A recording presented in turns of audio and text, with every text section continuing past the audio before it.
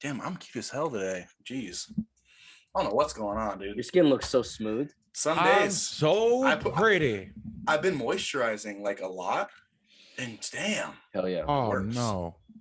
Oh no. How'd I get so pretty?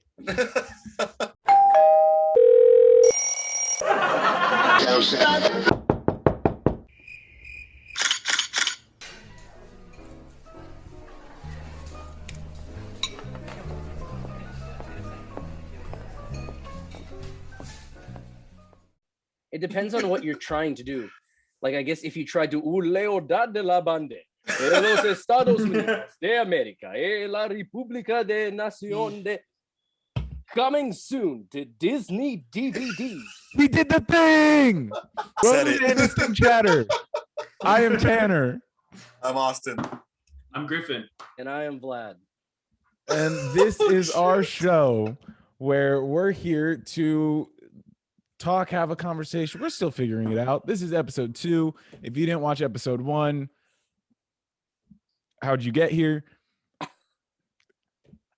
Let's would you start the have show. seen I don't know why. episode 2 I want to touch back on the topic that we ended the podcast on last week, which was music. You rock my world, baby. I was literally about to transition to that too. Get fucked. Yeah, for those who like did listen last week, or maybe tuned in on the video, Tanner brought up a great question of like our favorite songs, and I was a little like prissy about it, like, well, you can't have like. Well, I'm hopping back on it real quick because some people might have missed that. And I thought it'd be cool if we gave not songs, but our top 5 definitive albums. Again, it's our choices of at this moment, like who we are today. It could change like, tomorrow. It could change maybe we'll like touch back in like a couple months. That'd be cool. But I had asked y'all like if you could basically write down your top 5 favorite albums. Not like by quality, just which ones you guys cherish personally. Right. When you think about albums, it's like I have songs that like touch me a lot, but like they come off of random albums that like I've never listened to the whole thing. So it's like for me, it's like you said, it's about where I was at the time, who I was, how it impacted me. And this one's crazy, but you guys might not even know this exists because you're pretty young. Linkin Park and Jay-Z did a collab album called Collision Course.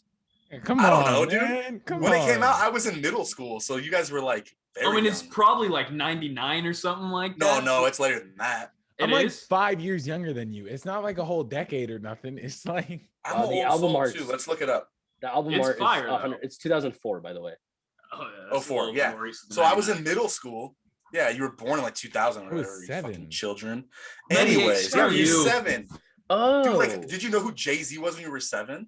Damn yeah. straight. was it a mashup of their I'm hits? African American. It wasn't even. It was a mashup of their hits. Yeah, it's called Collision Course. So it's like That's sick. It's really cool. numb and on. Dude, it's so good. Dude, I And see like, Jay-Z that. did so many collaborations in the early 2000s. Him He was and supposed to do an R. Kelly him and R. Kelly have collab. 2 albums together. That's awesome. he's supposed to do What? a tour with R. Kelly. Hot That sh- air. That shit would have been fire. But R. Kelly did what he did. Anyways, Man on the Moon, Kid Cudi. I don't know if we're supposed to talk about each one, but I'm going to talk about it anyways because I go in first. So, that came out when I was in high school, and it was like all the sad kid music was like all emo, and it wasn't like mainstream and cool. It was like this music's about like being sad and being a human and being a black man and like growing up in not the hood. Like, and so it's like these are things that affected me, So it's like, oh, I listened to the album and I was like, it was like he was speaking directly to me. I know like people say that all the time about like, oh, it's like he was talking. It was like literally like he was talking directly to my soul. Like it was crazy. So Man on the Moon. Oh, I don't have it written down because I have them off top, except for I don't know the name. No Ceilings, front to back, incredible. In that year, Lil Wayne was the greatest rapper alive, and you couldn't even say it like you couldn't say otherwise. I mean, the quality of the raps and then like just like he created a genre really like of that like braggadocious rap and like just taking other people's beats that you didn't even have never heard and rapping over them and making a better song. And like the person who made the beat was like, oh, like this is a good song too. And it's like, I don't even know what song that is. Like he legitimately just, because that's what mixtapes used to be. It was, you would take other people's beats and rap over them. And like, that shit's crazy. No Ceiling. So what am I at? That's 3. Collision Course. Collision Course, Man on the Moon, and then No Ceilings. No Ceilings. My Beautiful Dark Twisted Fantasy, because obviously it's like, that's undeniable.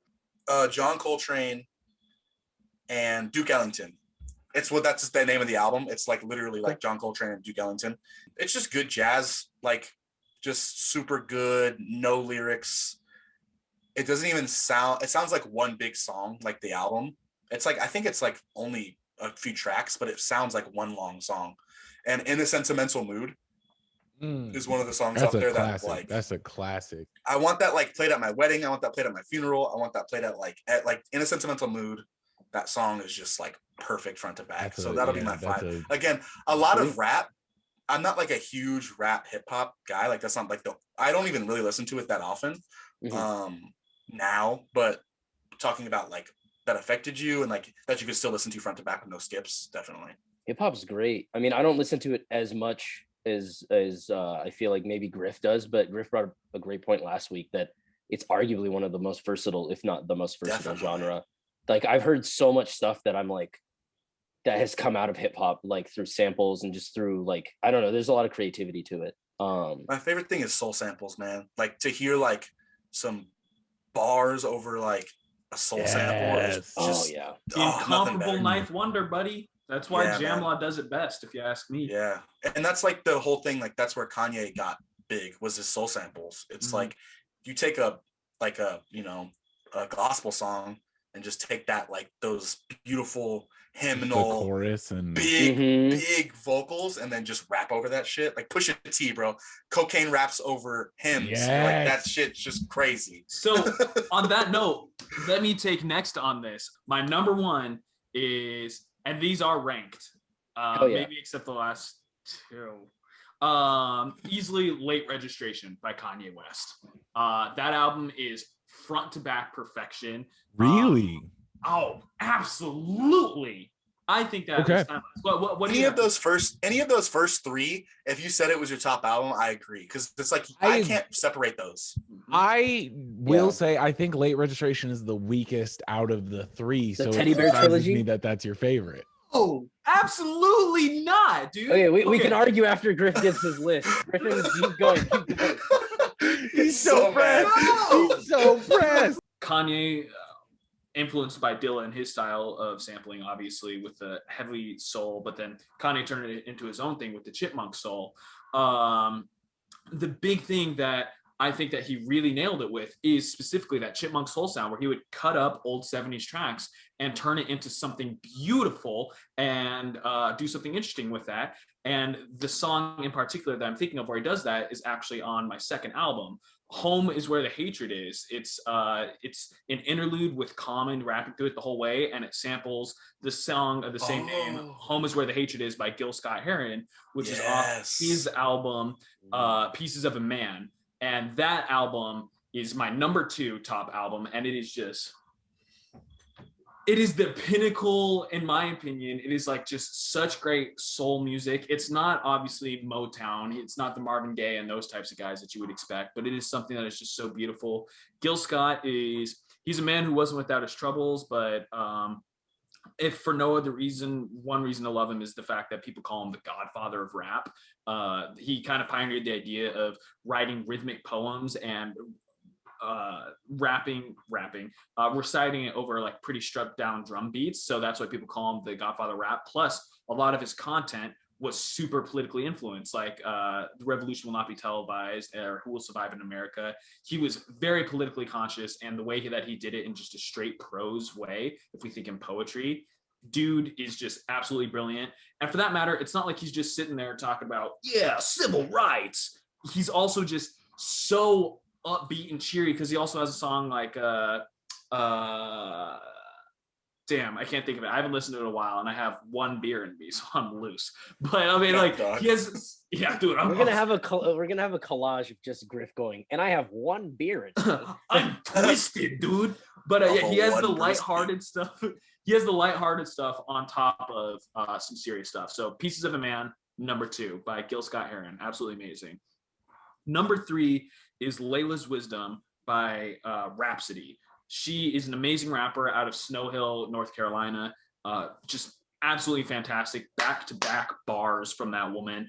I don't remember the first song I heard her from, but I mean, she's on a lot of Anderson .Paak songs, for example, in the early days. So I'm sure all of you guys have heard her.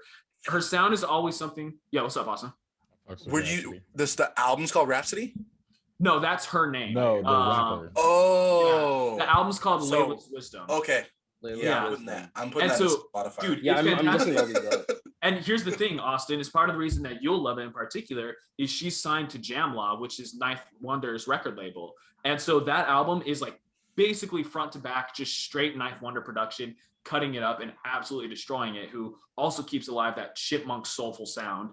And Kendrick on a track. She's on Without You in Malibu. Exactly, yeah. So I wanted to listen to her because I always liked her sound, and she's associated with groups that I love. So that album came out during my semester abroad, which is another reason why I love it, is because it gives me those memories.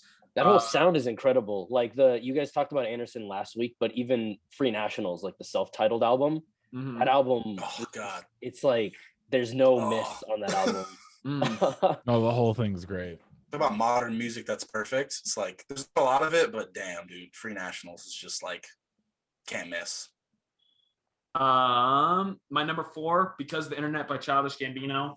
I don't have a whole lot to say about that other than he's my Kid Cudi. He's the person you get into as a teenager and you can't stop with him. It's a great album. Don't be mistaken, but I don't know what I could say about it that hasn't been said. A lot of it's nostalgia, but whatever. And then another one is for my number 5 is Black America Again by Common. I'm a Common stan and I'll die on that hill.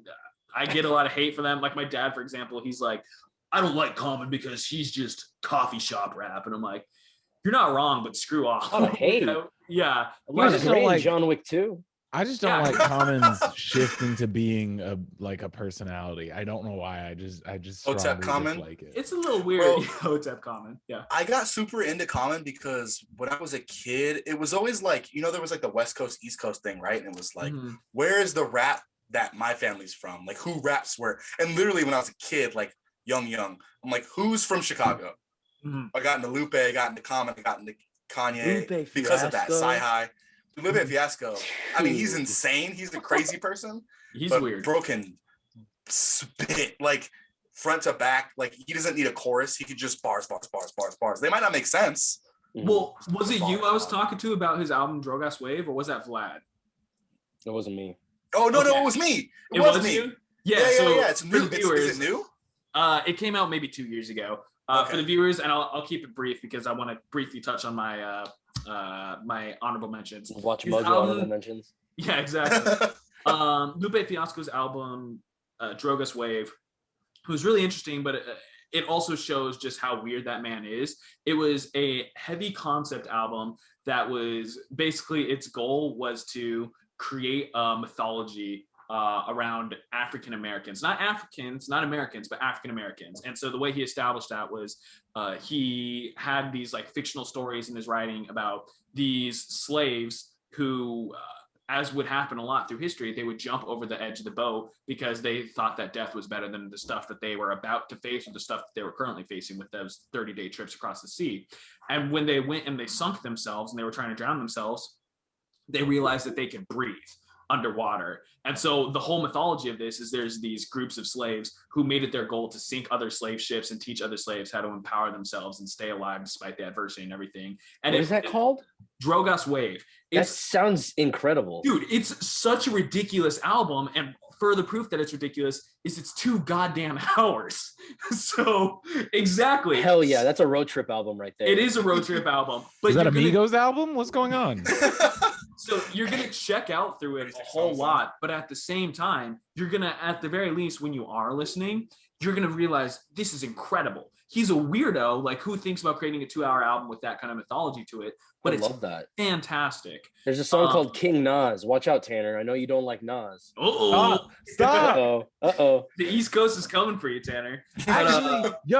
Actually, real quick, the Judas and the Black Messiah soundtrack is so good, and the song with Nas, oh my god, Dude, Speaking of that, shit- everyone go watch Judas and the Black Messiah. It's on Ew. HBO Max. I haven't Yeah. watched it yet. that shit was incredible. Everyone Okay, deserves to I watch don't know if Watch you it. remember, I sent a message to the chat saying from an artist I really love who's named Quelle Chris. He's not one of my top fives or anything, but he's an incredible, weird producer and rapper. I don't think we talked about it on the mic, but maybe on when we were playing games. But he had that album that has his wife on it, Jean Grey, and the Hannibal Buress feature. His albums Yeah, are you're talking about that. yeah, his albums are so insane. The first album of his I listened to, the first thing I heard of him was the collaboration with his wife. But his first solo album I listened to was called Guns. And it's so cool because it's also like a loose concept album, and it's a whole dissertation on the idea of gun violence in America.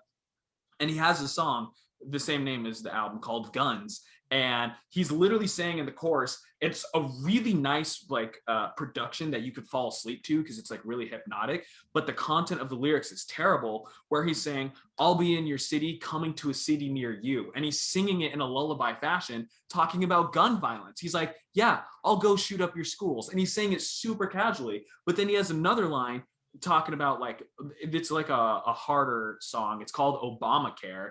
And he says, everybody get it like Obamacare. Basically saying, I'll shoot any of you. I don't care who it is. All of you get it like Obamacare. Austin's like, hell yeah. Yeah. I love That's that. hard. bro. Murder. That whole Ever since album. my brother died. Yeah. But that album is like just a beautiful, really insane dissertation on gun violence in America. But then he has his other album, Innocent Country, where so much of it, Innocent Country 2 is the one I was just listening to, where it's kind of like a deceptively pro-black album. Not that he's trying to downplay it, but it's like it's just such easily listening. And then you, in the background, kind of like Negro Swan by Blood Orange, you're sitting there and you're like, wait a second, he's also making me feel really cool with my melanated skin. Yeah, so I don't know, Quelle Chris, don't sleep on it. And he produced all of the Judas and the Black Messiah soundtrack. My two honorable mentions, I've been talking too long, so I'm just gonna say them. The Incredible True Story by Logic. That's the first album that really got me into music, and I will fight to the death about early Logic, but I won't do that now. And What's Going On by Marvin Gaye, that I listened to for the first time also when I was abroad, and that album, beautiful. So Marvin Gaye, Gone Too Soon. I'll drop the mic. I was gonna shout out, just because you mentioned The Incredible True Story, the first song on that, Contact, is like, I love that song, even though it's like not actual Logic. Yeah, and it samples a Kanye song. I don't remember what song it is. Oh, Amazing, off of whatever album that was, because I'm not familiar with 808s and Heartbreak. There we go. It's the exact same The drum weakest. pattern in it, just slightly different So production good, though. and synths over it. But Did you say it's Tanner, the what are weakest? your wait, what did you say, Tanner? Nothing. Go ahead, Tanner. Wow, this interview No, was this Kanye. Kanye conversation is gonna get it. We'll It's talk coming. about it. We'll It's talk about coming. it. But let's What are go. Let's all your, go through our albums. But so my albums are always changing, and so I basically just tried to find the most consistent, like, front to back listens, because I also just, Vlad, I think we've talked about this, that like the way that I like to find hidden things in music. Like, that's one of my favorite things. So like there's this, my favorite part in the song Redbone by Childish Gambino is towards the end, there's this tiny part where I'm assuming it's Ludwig who produced it. He just slams like 3 or 4 chords on what you can tell is like a really old piano. And it's like very quiet in the background. And I think it's only on one ear. Like, I think he changed the balance. So it's just like, ba-bum, ba-bum. So I like finding a lot of music that does that. So What is that on? On Redbone. it's on Redbone. And there's a lore to music, right? And like, I can't tell you how many times I've gotten excited about it and like talk to somebody who's close to me. I'll be like, oh, like, and like you hear this in the background and it's like this little ding, and like, and then they reference it in this next song, and then they'll just like, I don't give it, and you're like, man. Like, I mean, it's arguably the only universal art that like you can throw on music. It doesn't even have to be in the language that you can understand, and you can feel something from it. Mm-hmm. yeah. There's no visual like, aspect. There's nothing there. You feel it. It's not like you're reading, watching. You just listen. This is in no particular order. Sgt. Pepper's Lonely Hearts Club Band.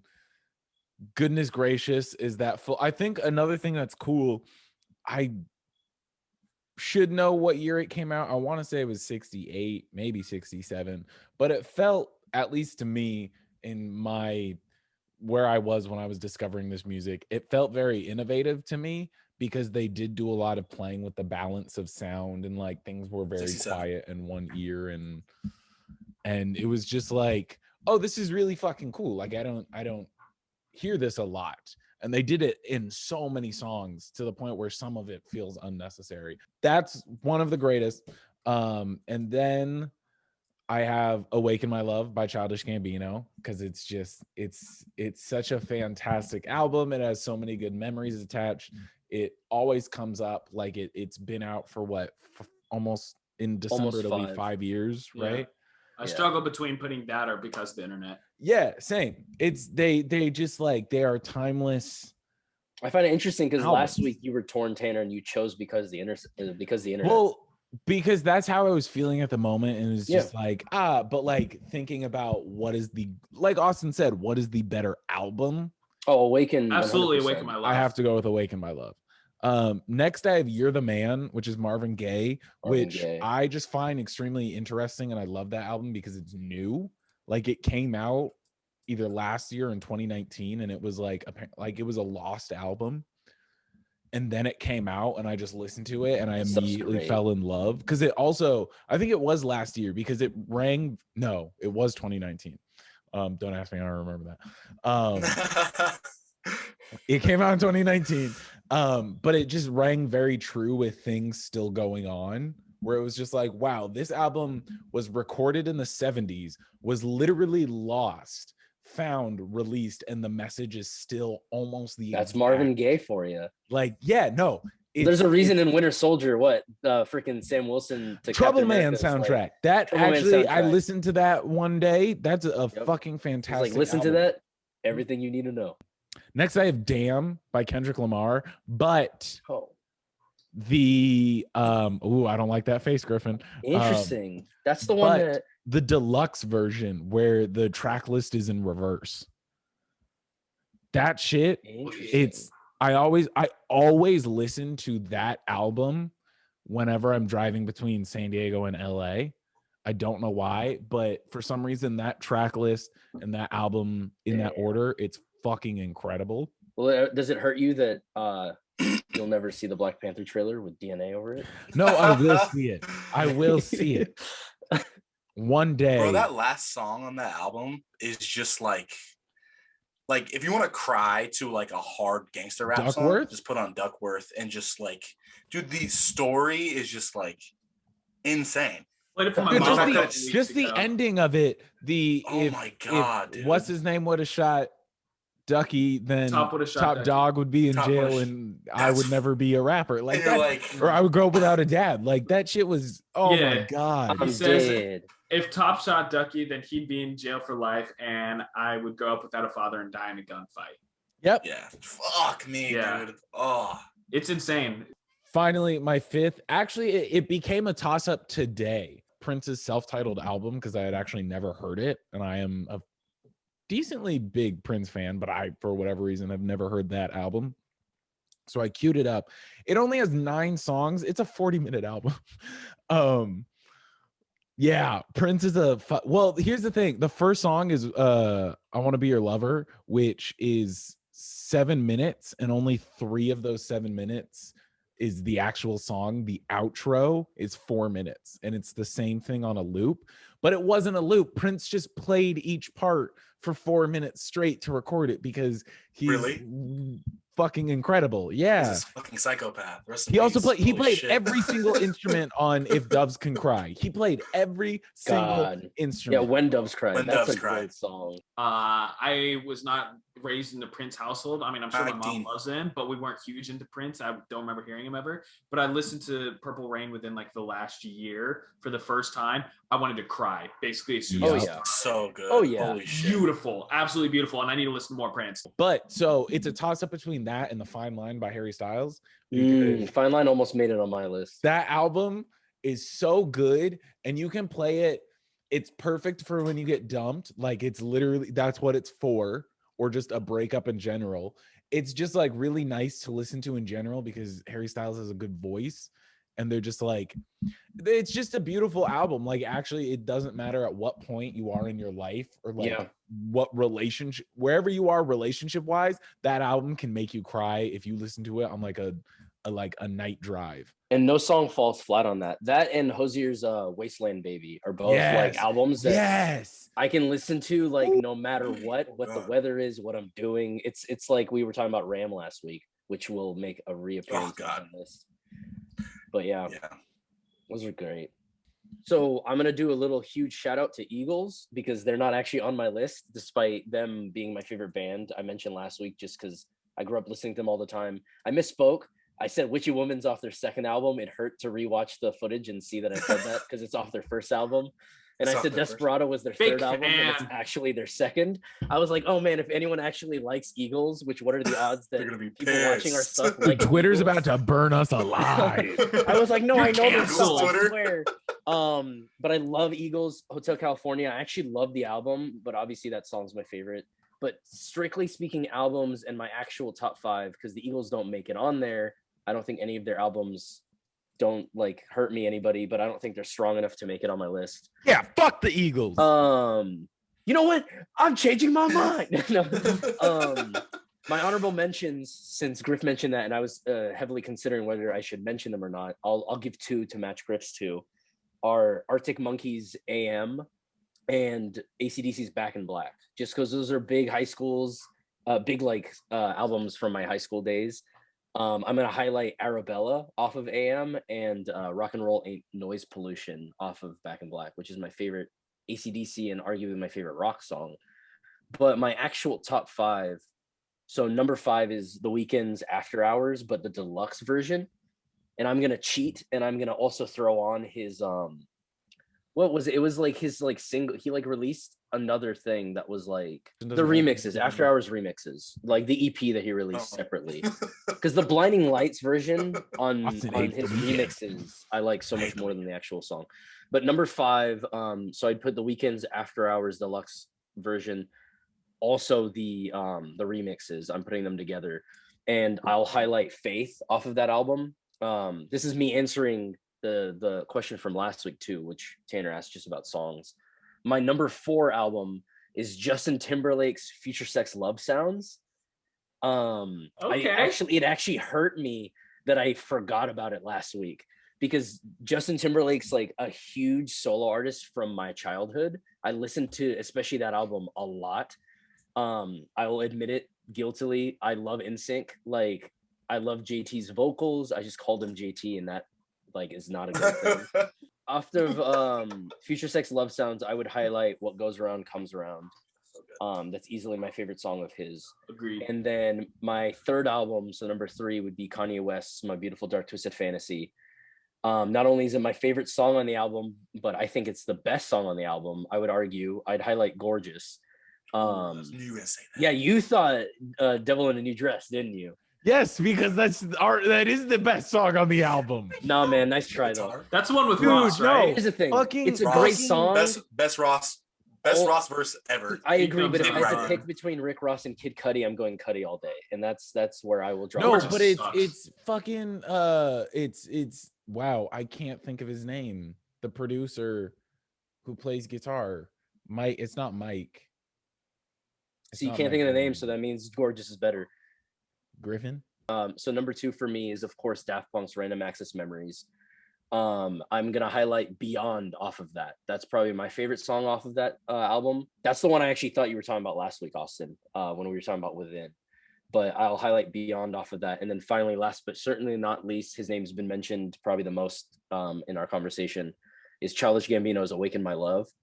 That's easily my favorite album. It's been my favorite since I first listened to it in like 2016. I mentioned it before, but for those that are like watching, like I have a vinyl of Awaken My Love right behind me, with Hotel California being up there. And then the song I'm going to highlight off of Awaken is Baby Boy.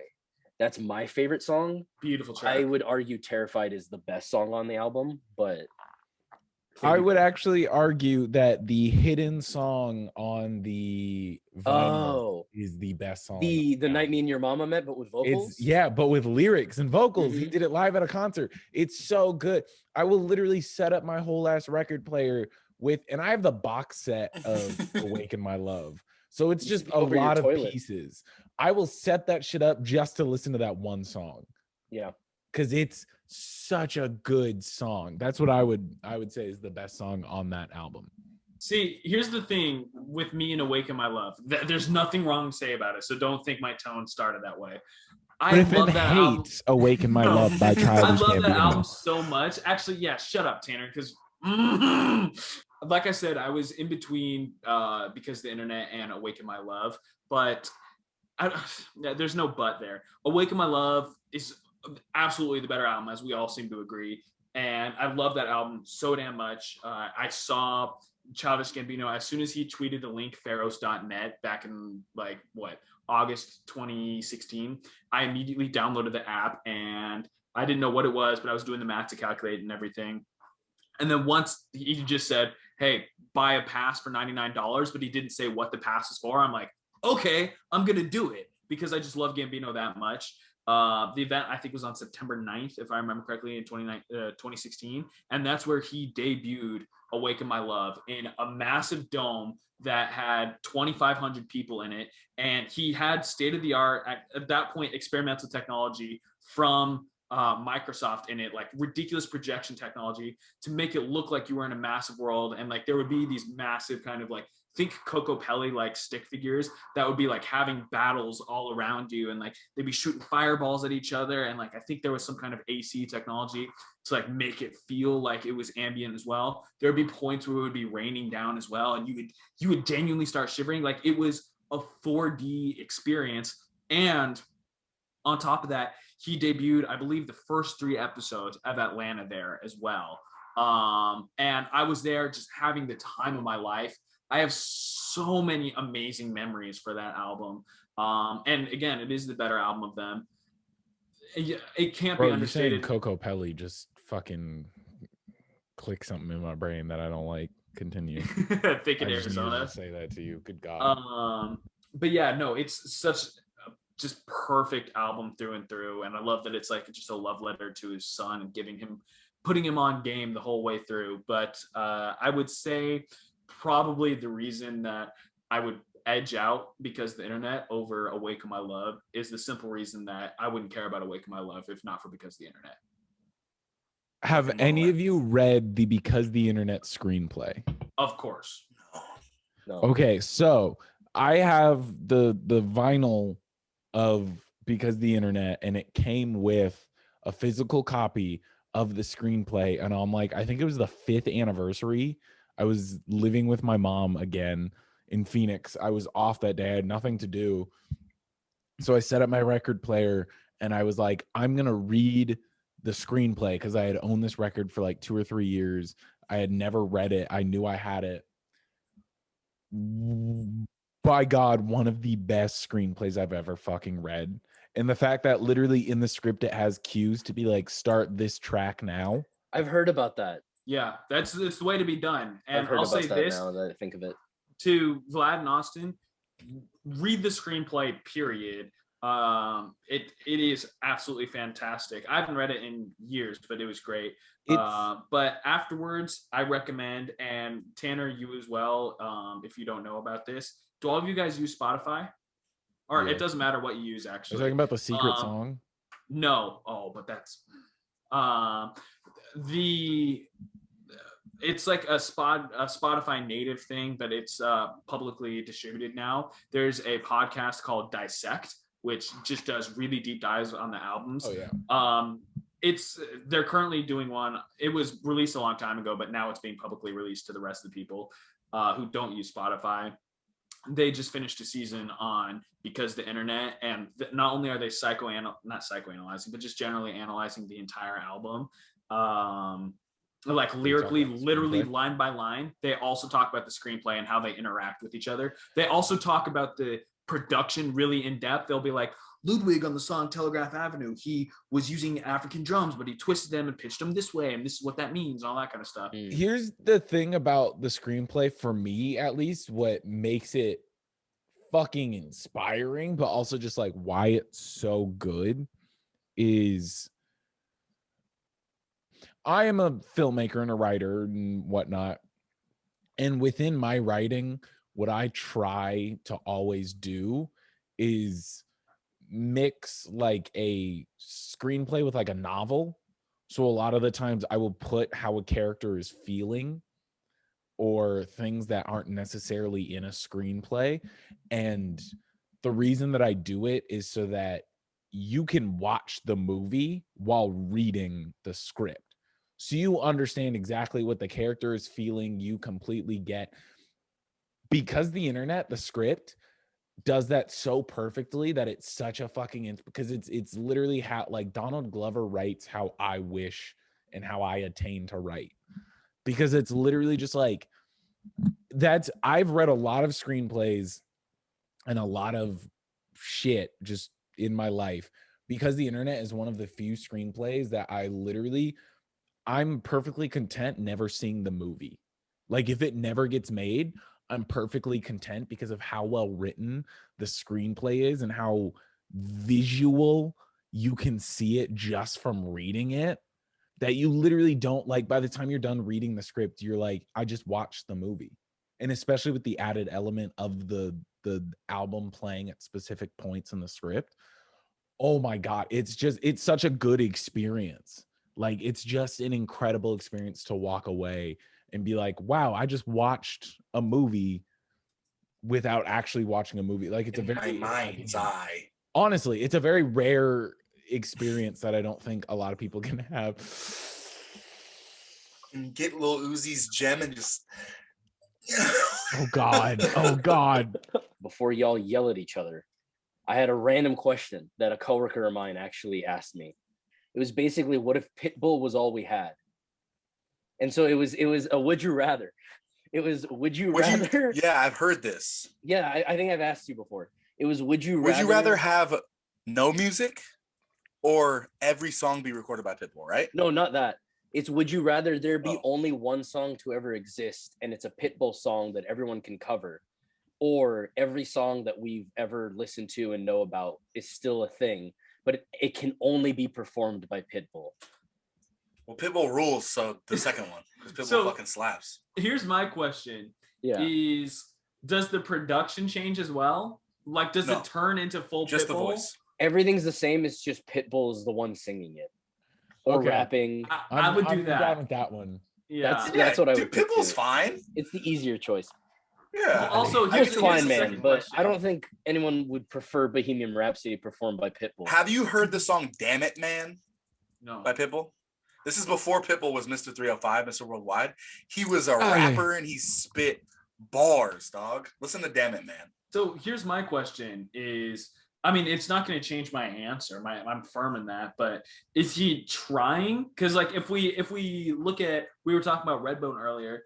Is he going to try to hit those high notes the same way, or is he going to just do as good as he can? I think he'll probably do as good. So he's going to be trying. It's not like he's just Pitbull, stay woke. You know what I mean? Like he's trying. He's all we have. Yeah. I mean, dude, the guy's a multi-platinum recording artist. I'm sure he would figure out how to, like, do it the best way. He would employ the best. Well, we wouldn't even. Here's the thing: we wouldn't even know, because it's just that's our reality. That's our reality. Is yeah, that's exactly Mr. Worldwide is the only artist. Holy shit, that's terrible. Dude, honestly, he would kill himself. He would kill himself in like 5 years, I guarantee. So you guys all got to have your honorable mentions. Did Tanner have honorable mentions? No. I didn't get to have honorable mentions, and I want my honorable mentions. Sorry, I'm do we need them? Try Geezer. You don't get any. And my honorable mentions are "Holy Diver" by Dio. Ronnie James Dio was the singer for Black Sabbath before Ozzy, or after Ozzy. When Ozzy got kicked out of the band, he took over, and he had his own band called Dio, which is his name, and they were. It's the robot. Fantasy metal. The Rise of Skywalker. Fantasy metal, dude. So it's metal music, but it's all like fucking it's like elves and shit and orcs. It's last week we talked about sludge metal, and this week we're talking about fantasy metal. There you go. I'm introducing you to some new genres that you should listen to. And the second one is a tie between Nostalgia Ultra and Channel Orange. Nostalgia Ultra, talk about nostalgia, man. Oof. And like hearing him talk about like him be like realizing who he is and like sing about that, and like people didn't even know when it came out that that's what he was talking about, and now it's so obvious. There's like, oh, this is a gay man or a bisexual man, and he's rapping about that, like he's like singing about this, and it's like once American you know he's Wedding, bisexual, nothing. Ooh, American Wedding. it's though. so obvious now that you know. You're like, he literally says to the like you know, the taxi driver, "You're my shrink for the hour, keep the meter running. I can't tell you why That's I'm Channel sad." Orange. Are you talking about Nostalgia Roaster? I'm talking about both. Okay. Because he announced that he was like, he came out right before he released Channel Orange, right? Yeah.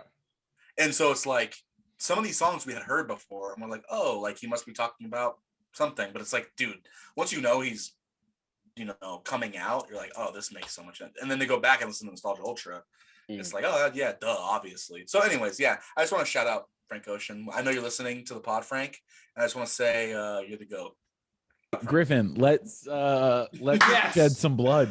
Thanks for saying it. Get ready to rumble. Thank you so much for saying my name first, because Well, you're the only one that's actually going to argue.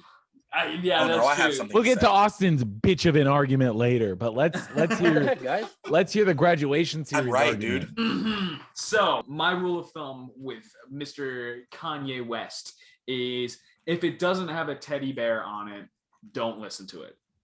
And Shut the so fuck up. Sorry, continue. Trash. so Yeah, that that's wrong. means Nice, his nice first try, man. That's wrong.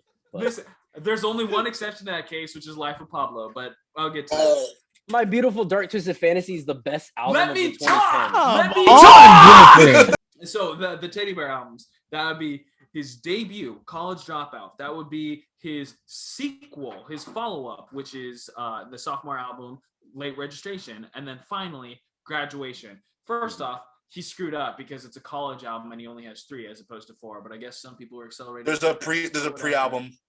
You didn't know that 'cause you're a fucking it's idiot. the one where he's like wearing Oh my like. God.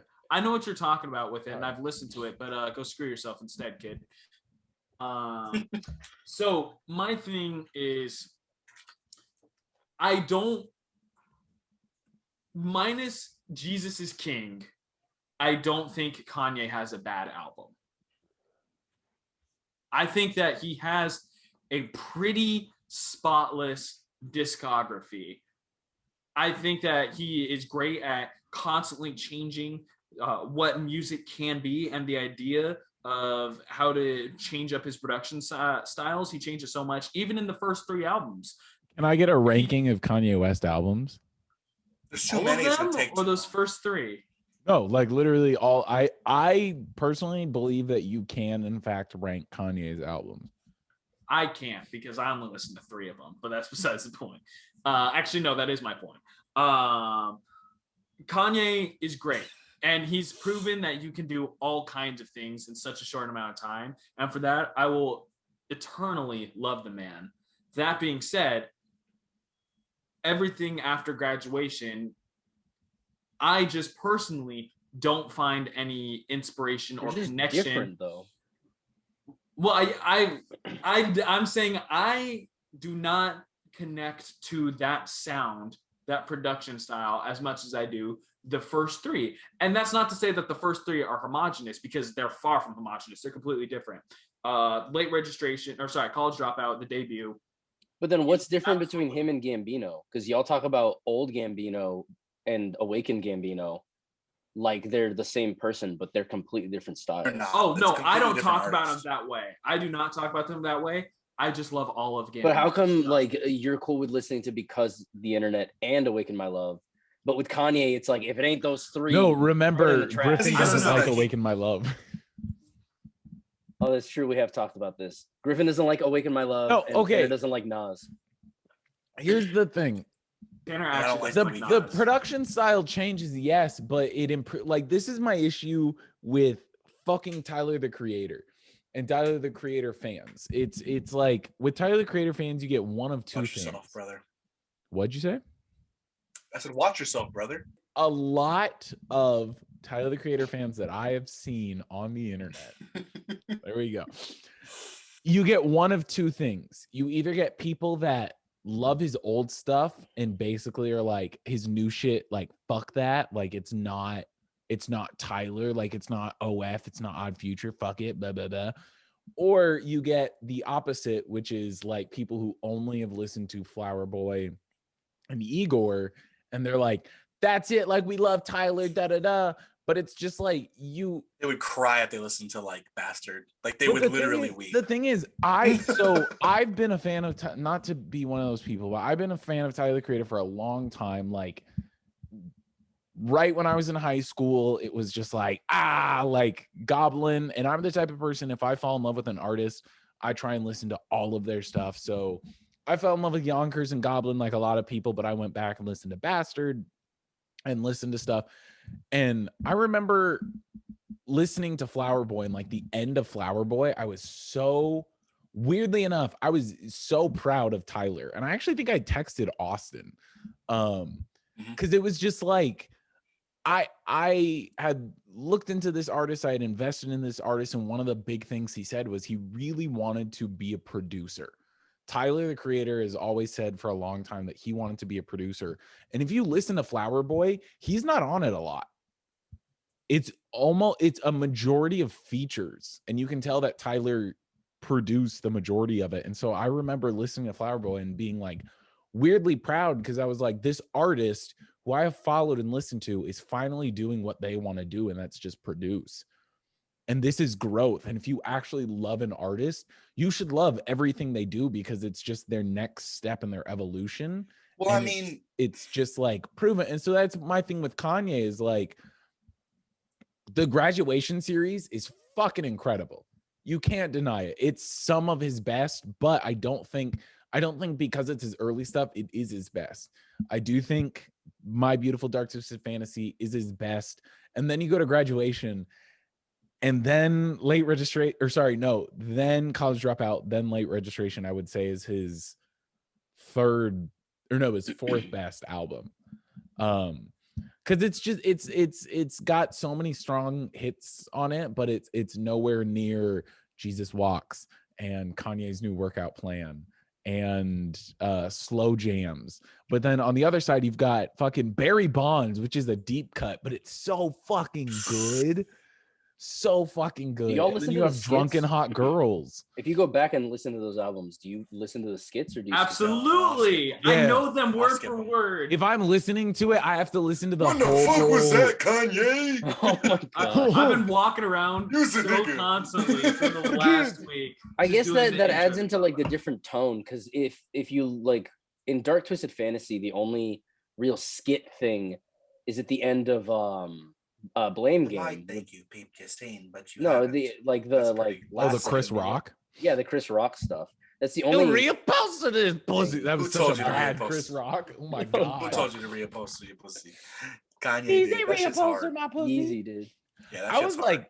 like, I don't want to show my age, and I don't know how old I was when that came out, but I remember listening. I to know it. how old you were. Oh my god. Vlad, So- continue. I No. was just saying, I know Vlad how was old you saying were. something, Austin. No, I literally said I know how old you were.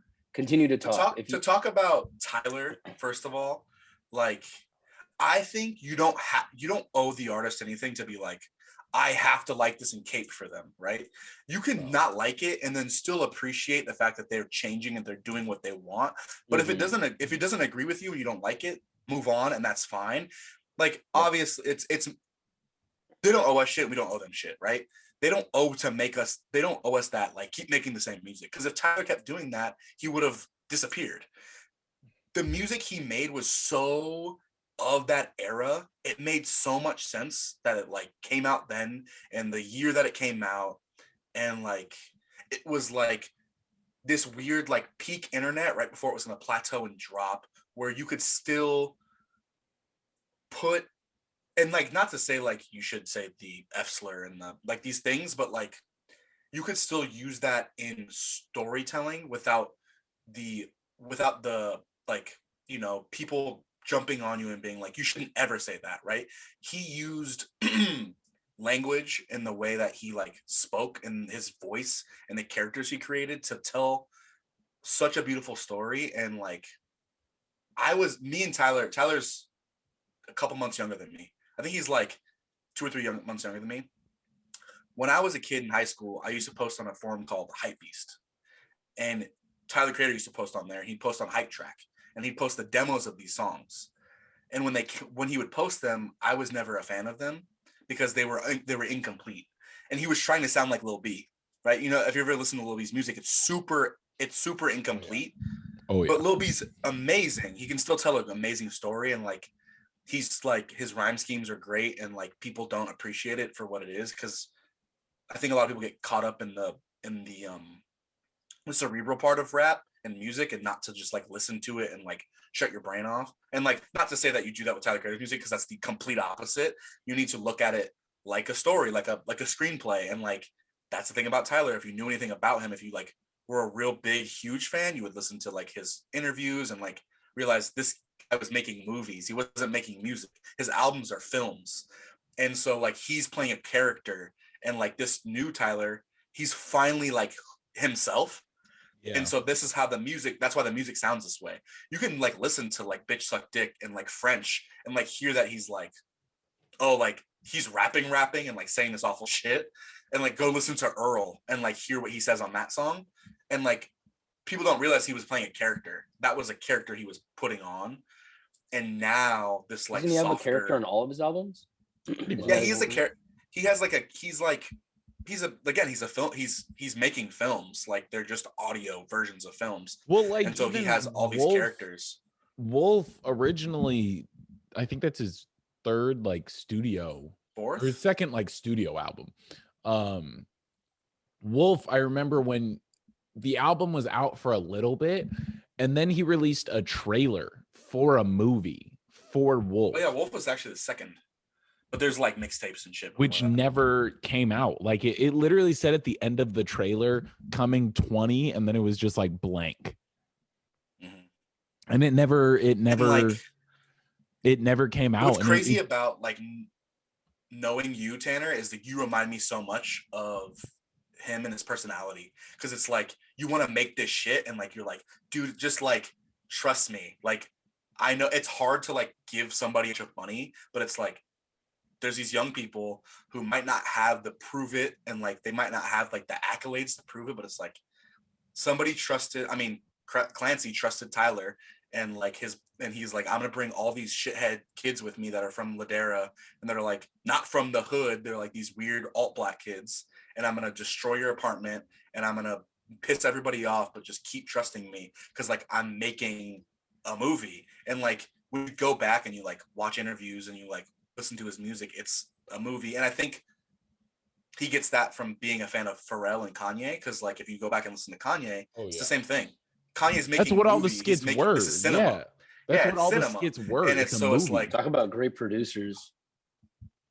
Talk about people who were producer. Like Kanye makes music like a producer. Because he was a super producer. I've talked to Tanner about how if Kanye just started producing, like if he stopped actually rapping and singing, he would still be only known. Produce. Same with Here's Pharrell. the thing. Honestly, if you look at it, and it might not be their intention, it's 9 times out of 10, it's probably not. But every producer honestly could and should score movies, because that's essentially what they're doing. I mean, we talked about Anderson .Paak's Oxnard. That's majority a Dr. Dre album that Anderson .Paak is the lead vocalist on. But it's a Dre album, and it's so cinematic. Same with Kanye's stuff. Honestly, J. Cole's stuff, because he's a producer first and foremost. Especially 2014 Forest Hills Drive, for sure. That's a movie. So it's just like almost every Kenny Beats, even though a lot of his stuff is very like Kenny is really, he's a good single producer. Yeah. I've yet to really hear a full album by Kenny Beats that I'm like, okay, this is consistent, this is great, this is a full. He executive produced 03 Greedo's last album. Unlocked. Oh no, he's done it. He's done it. I'm just saying, as far as things where I'm like, oh, this is one full voice. I said Unlocked by Denzel Curry, Vlad. Yes. Do you know about that? I'll just say it super quick. Do you know anything about it, Vlad? No, I'm looking it up. Denzel Curry's dope. He's out of Carol City, Florida, and that album was a Denzel collaboration Curry and with Kenny Beats. Yeah. Do you know Kenny Beats? Who does The Cave, where he makes a beat live? I know about Kenny So- Beats because of the other two Yeah. gentlemen in this podcast. Kenny. So he Kenny. does Whoa, a Kenny. show called The Cave where he produces a song live just completely from scratch. 10 minutes. And he has a rapper, he has a rapper with them and they freestyle over it. And so that's how he and Denzel came into contact with each other and became really good friends. This album Unlocked is a loose little concept album where Yeah, it's 18 minutes long. it's super short. It has an actually, animated movie with it. I was gonna say, don't listen to the album, watch the movie, because the concept of it is that they were recording a whole album together, but some hacker went and got into Kenny Beats' computer, and he went and leaked the album online ahead of time. Switch that battery, Tanner. He went and leaked the album ahead of time, and it was completely unfinished. So you'll hear a lot of the songs sound kind of choppy and like they stop in the middle, but that's because it's not technically a finished album. And so the music video is really cool. It's again 20 minutes. It's like it's a 23-minute thing. I'm gonna add that. I'm gonna watch that with Runaway because I didn't watch the Kanye West Runaway, the 34-minute video y'all talked about last week. Yeah, and it's cool because like the whole thing is they're going onto the internet to find the different songs, and it changes the animation style every way. I don't want to give away too much. No, that sounds so. If you haven't seen it, I'm so excited to watch that. Austin, you gotta watch it as well. It's absolutely insane. It's I'm gonna watch it. incredible. It's fucking incredible. When that stops staying record up there, I'm gonna watch it. Like literally, like I'm gonna get some food and watch that shit. That sounds sick. Great. But my point was that Kanye is the same way for me, right? I view it. I've been a fan of Kanye since the beginning, right? I heard the albums as they were coming out since the registration. So it came out and I listened to it. And Graduation came out and listened to it. And so like I was there waiting for it to come out. And I think when you go back, it's almost like looking at like Tarantino, because Kanye makes his albums the way that filmmakers do. He's making cinema, right? So it's like Kill Bill 1 and 2, they're one movie. I mean, they're two movies, but they're one film, right? And so it's the same thing where it's like, it's one story. So for me, when I look at Kanye and I see 1, 2, 3, Graduation, Late Registration, or College Dropout, Late Registration, Graduation, for me, I'm putting that in one. So I personally can't separate those. Mm-hmm. I mean, Graduation came out in 2007 and I was in high school. So for me, that was like the anthem. But when you go back and listen to it, I have a hard time separating the songs and knowing which albums they came from, because it's so much this, like, even though it sounds different and it's 3 acts, is that how I view it? It's 3 acts in a story. It's so hard to separate those for me. And then like, there's the break, right? And the thing about Kanye is because he's a producer, he relies so much on the people around him. We were talking about this before, like Pharrell is not the greatest artist of all time. He's one of the greatest collaborators of all time. He can get anybody on any song with somebody and you would never think they would fit together and make them fit together. And he was putting Slim Thug, who's like a Houston gangster rapper, on like sci-fi beats, and that shit just worked because like the way Slim Thug's voice sounded sonically, and like putting these sci-fi sounds behind it, these spooky ass beats, like you wouldn't think to do that, but like that's what Pharrell does, right? So same thing with Kanye. He's so inspired by the people around him, and I put those 3, that's the Kanye trilogy. 808s is the Kid Cudi album. And like, My Beautiful Dark Twisted Fantasy is like the Pusha T Sci High album. And like, they're so influenced by the people that are around him that like, I have a hard time separating them. I mean, Ye isn't even a Kanye album. Ye's basically Ghost. Yeah. And so the thing of that, like, because I love Pusha T so much, for me, My Beautiful Dark Twisted Fantasy is untouchable. It's Pusha T's energy emboldening Kanye to He's finally only in, be 2 songs too. It doesn't, but he was around, he was there, and it's emboldening him to be like, talk your shit, Kanye. Like, say what you need to say because you are who. So like ridiculous. When he says, "I am a god," that's who you are, Kanye. So fucking spit those bars, dog. You know what I mean? Like, so go out there and say that shit. Here's what I gotta say to retort you, Austin. And it's not even a retort of your argument, because your argument just proved my argument. It's what you like. You like the Pusha T sound. You guys come at me for saying that I prefer the first 3 albums so much, or for that matter, using your argument, Austin, about how the first 3 are really one. I'm saying I only prefer to listen to that, and you're saying that you only Kanye. prefer to listen to My Beautiful Dark Twisted Fantasy because totally we fine. all like the sound that we want. But as soon as I start Agreed. talking, you jackasses my come and you ride it's the way you my word it. issue is that you think that Late Registration is the best Kanye album. When I Oh, that's not my problem. My issue, before y'all get into this, is how you're wording it. And this goes into the conversation we were having last night. It's the semantics of it. So it's not the fact that you prefer the Teddy Bear albums over later Kanye. That's completely fine. It's not the fact that you say, "Oh, I prefer these albums." It's the fact that you basically don't listen to it unless it's that's the word. Like that's written in stone. It's But who these three says albums that? or bust. But And who's saying that? you That's what you did. said. Exactly. You So literally it's said my earlier. opinion. That's not No, me no. telling you guys how to No, live I it. get it, but like my thing is just talk about what you like. Don't like make it seem like because we like the other stuff we're wrong. No. But that, That's I never say you how guys you talk are about wrong. rap. You gotta be definitive. You gotta be opinionated. Tanner and Cameron is y'all top go at it 5, dead or about alive. Teddy Bear Anybody else is Kanye. wrong. What's up? See, Go ahead, Tanner. I Come on, never Griff's blood.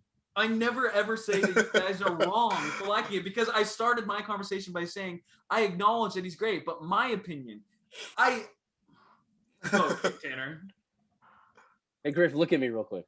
Can you see me? I can. Hey, Griffin towards No, me? Griffin, you're the other way. Yeah. That direction's towards me. Well, towards the screen. No, towards the screen now. Like where the Yeah, person just like would that. be. Just like Get that. your Just hand like closer that. Now to put your the hand camera, like- Griffin. Let's high like five. this. Let's high. And then And then No, Yes! Austin, you're the other way. Austin, you're the other way. Oh, am I? and then who? Yes. That is Indistinct Chatter. I am Tanner. I'm Austin. I'm Griffin. I'm Vlad. Thank you guys for watching and or Tip listening. your waiters. We're here all week. Tip your waiters. Oh my gosh. Wait, yeah, do I have a good background to use real quick? Hold on, let me see if I got a good background to use for this. Hi.